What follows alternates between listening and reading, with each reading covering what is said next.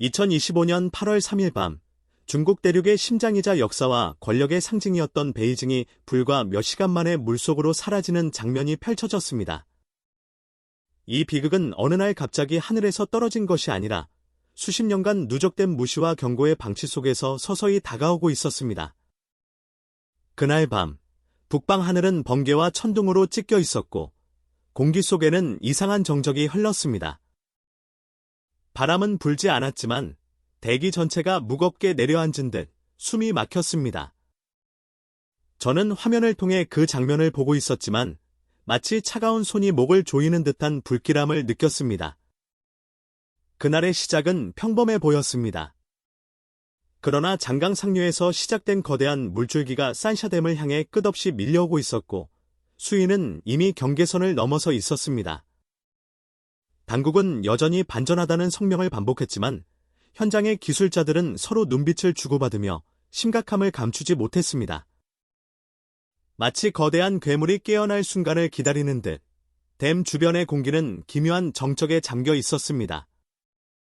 그리고 바로 이 정적이 폭풍 전야의 침묵이었다는 것을 우리는 너무 늦게 깨달았습니다. 산샤댐은 처음부터 인류의 위대한 기술 승리로 포장되었습니다.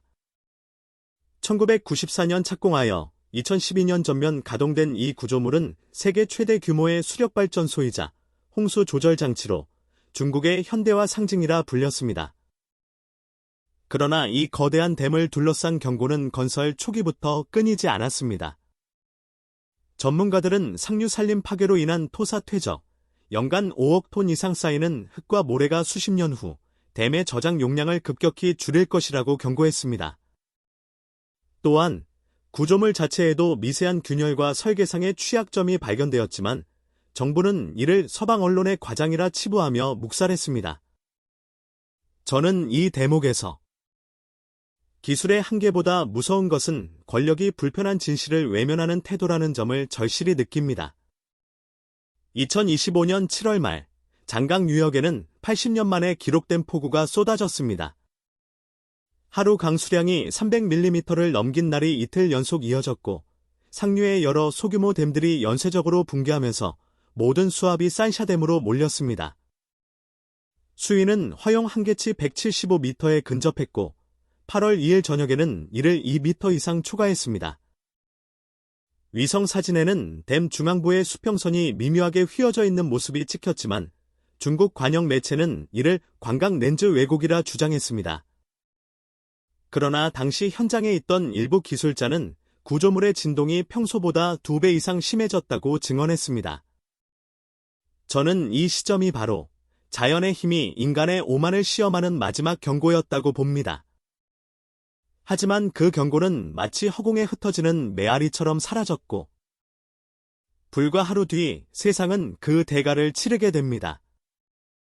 2025년 8월 3일 오후 10시 17분 산샤댐 중앙 구간에서 굉음이 울렸습니다. 소리는 금속이 부서지는 듯했고 그 뒤를 잇는 진동은 수십 킬로미터 밖에서도 느껴졌다고 합니다. 불과 몇 초 만에 거대한 균열이 벽체를 가르며 번졌고 곧이어 폭포와 같은 물줄기가 뿜어져 나왔습니다. 하지만 이는 단지 시작에 불과했습니다. 수십억 톤의 물이 단단히 막혀있던 장강의 흐름을 따라 하류로 돌진했습니다. 물의 높이는 건물 10층을 훌쩍 넘었고 속도는 시속 100km 이상이었습니다. 길목에 있던 중소도시들은 저항조차 하지 못한 채 휩쓸렸습니다. 다리, 도로, 철도, 모든 기반 시설이 끊기며 도시와 도시 사이의 연결은 완전히 차단되었습니다. 베이징은 댐에서 1200km 떨어져 있었지만 이미 범람한 하류 수계와 집중호우가 맞물리면서 불과 7시간 만에 물길이 도심을 덮쳤습니다. 천안문 광장은 검붉은 강물과 함께 밀려온 파편과 차량 잔해로 뒤덮였고 자금성의 붉은 성벽은 초반 물살을 막아냈지만 곧 무너져 내렸습니다. 목격자들은 거대한 바다가 도시로 들어오는 것 같았다고 말했습니다. 지하철망은 순식간에 잠기고 수천 명이 역과 터널 안에 고립되었습니다. 저는 그 장면을 보며 이것이 단순한 홍수가 아니라 문명 자체가 무너져 내리는 종말의 순간이라는 확신을 가졌습니다. 물은 모든 것을 가리지 않고 삼켰고 베이징이라는 거대한 도시가 단 몇 시간 만에 지도로부터 지워졌습니다.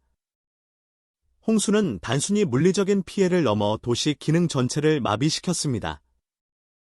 전력망의 80% 이상이 파괴되어 밤하늘은 완전한 암흑에 잠겼고 통신망은 붕괴하여 구조 요청조차 불가능한 상태가 이어졌습니다. 병원은 응급발전기로 몇 시간 버틴 뒤 전력 공급이 끊겼고 인공호흡기에 의지하던 환자들이 하나둘 숨을 거뒀습니다. 고속도로와 교량은 한순간에 유실되었고 베이징 외곽으로 향하던 대피 차량 수만 대가 물에 휩쓸렸습니다. 저는 이 장면을 보며 우리가 일상에서 당연하게 누리던 연결이라는 개념이 얼마나 쉽게 사라질 수 있는지 절감했습니다. 이번 사태의 영상은 위성통신과 해외 언론을 통해 실시간으로 전 세계에 퍼졌습니다. CNN, BBC, SK 등 주요 언론은 중국 문명의 심장 붕괴라는 헤드라인으로 보도했고 수많은 국가에서 긴급 구호팀 파견을 제안했습니다. 그러나 중국 정부는 초기에 외부 지원을 거부하며 내부적으로 충분히 대처 가능하다는 입장을 고수했습니다. 그 사이 사망자 수는 폭발적으로 증가했고 실종자 수백만 명이 공식 집계에서조차 제외되었습니다. 저는 이 장면에서 인명보다 체제의 체면을 지키려는 결정이 얼마나 비극적인 결과를 낳는지 뼈저리게 느꼈습니다. 저는 이번 참사가 단순한 홍수나 기술 실패가 아니라 인간이 자연을 지배할 수 있다고 착각한 오만의 종말이라고 봅니다. 산샤댐은 처음부터 장강의 흐름을 인위적으로 억누르는 발상이었고 이는 수백만 년에 걸쳐 형성된 자연의 질서를 거스르는 행위였습니다. 자연은 경고를 보냈지만 우리는 그 신호를 무시했습니다.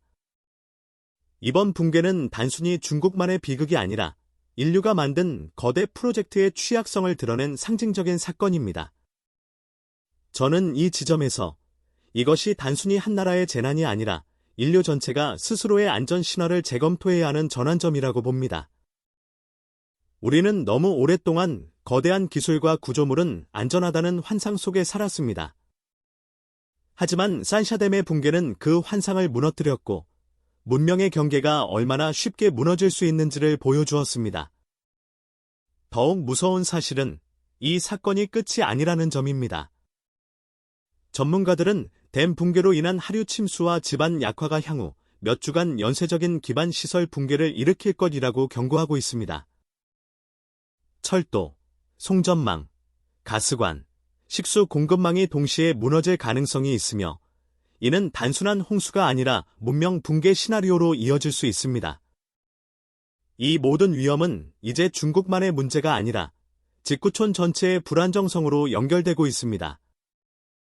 마지막으로 저는 이렇게 말하고 싶습니다. 이번 재난은 하늘의 뜻을 거스른 대가이며 기술의 승리를 맹목적으로 신뢰한 인류 전체의 교만에 대한 경고입니다. 우리가 오늘 베이징에서 본 장면은 어쩌면 미래 어느 날 다른 대륙에서도 반복될 수 있습니다. 그리고 그때 우리는 또다시 그럴 줄 몰랐다고 말하게 될지 모릅니다. 하지만 지금 우리는 알고 있습니다. 경고는 이미 시작되었고 다음 차례가 어디가 될지는 아무도 모릅니다. 이제 베이징의 거리는 지도에서 사라졌고 자금성의 붉은 벽은 진흙 속에 묻혔습니다. 하지만 무너진 것은 콘크리트와 돌뿐만이 아닙니다. 우리는 자연을 통제할 수 있다는 인간의 신념, 그리고 권력이 진실보다 중요하다는 착각이 함께 무너졌습니다. 앞으로 중국이 이 참사에서 무엇을 배우고 어떤 변화를 선택할지 전 세계가 지켜볼 것입니다. 여러분, 오늘 영상은 여기까지입니다. 끝까지 시청해주셔서 감사합니다. 이 채널이 전하는 재난 현장의 진실을 계속 받아보시려면 구독과 알림 설정 부탁드립니다. 다음 영상에서 다시 뵙겠습니다.